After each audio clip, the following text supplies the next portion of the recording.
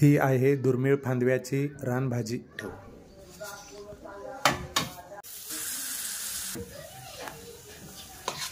गावाकडील वाट या मराठी यूट्यूब चॅनलमध्ये आपलं सर्वांचं स्वागत आहे। पहिला पाऊस पडलेला आहे, सगळं वातावरण आपल्याला दिसते की पहिल्या पावसाचं वातावरण आहे ना। आणि पहिला पाऊस म्हटलो की या परिसरामध्ये राजा हरिश्चंद्र आणि कळसुबाई अभयारण्य ह्या परिसरामध्ये असंख्य रानभाज्या आपल्याला बघायला मिळतात। म्हणजे खूप आहे, त्यातली एक महत्त्वाची एक रानभाजी आहे की जी पहिल्या पावसानंतर आपल्याला मिळते। तिचं नाव म्हणजे तिला फांदवा असं नाव आहे। आता ती भाजी कशी असते ती मी तुम्हाला दाखवतो। हे बघा,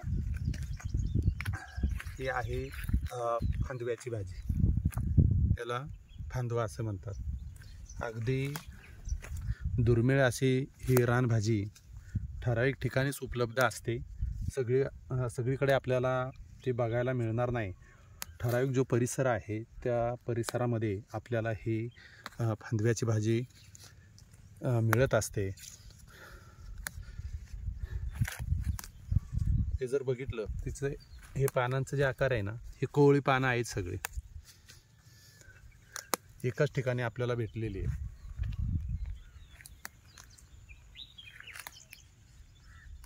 नवीन पिढीला या भाज्यांची नावे माहीत नाही, मात्र जुन्या पिढींना या सर्व भाज्यांची नावे माहीत होती, भाज्या माहीत होत्या।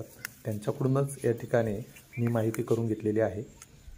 तर ही भाजी आपण अजून शोधूयात कुठे मिळते का आपल्याला। इकडं पण एक दिसते बघा, इथं पण आहे, शोधावी लागते बरेच। ही पानं जर बघितलं तर खूप कोवळी पाने आहेत आणि असलीच पानं आपल्याला भाजीसाठी लागत आहेत। फक्त ही भाजी जी आहे ना, ही फांदव्याची भाजी, ही आपल्याला ओळखायला आली पाहिजे। बऱ्याच वेळेस काय होतं, दुसरे पण असे काही झाडं आहेत त्यांची पानं असेच असतात, मग आपल्याला वाटतं ती फांदव्याचीच भाजी आहे की काय, पण ते आपल्याला ओळखायला येत नाही। त्याच्यामुळं ती ओळखायला येणं खूप गरजेचं आहे। सर्वप्रथमतः ही भाजी स्वच्छ पाण्याने धुवून चिरून घ्यावी लागेल। आपण भाजी चिरून घेतोय। भाजी चिरल्यानंतर आपल्याला खलबत्त्यामध्ये ती कुटायची आणि खलबत्त्यामध्ये कुटल्यानंतर अजून ती लहान होणार आहे। सगळी भाजी आपण कुटून घेतोय खलबत्त्यामध्ये।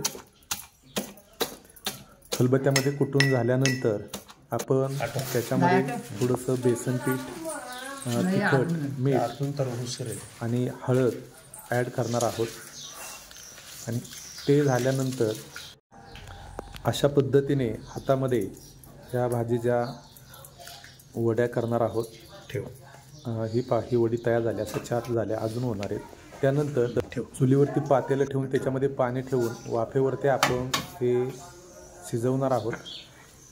चाळणीमध्ये ठेवलेल्या आहेत हे जे काही वडे आहेत, त्या वड्या शिजल्यानंतर अशा परत आपल्याला त्या लहान करून घ्यायच्या आहेत। नंतर चुलीवरती तवा ठेवायचे आणि तव्यावरती तेल टाकून सर्वप्रथमतः कांदा जो आहे, कांदा त्याच्यामध्ये आपण घालणार आहोत, तो व्यवस्थित परतायचा आहे। आणि विशेष म्हणजे चुलीवरती ही भाजी अप्रतिम अशी चवीला लागते।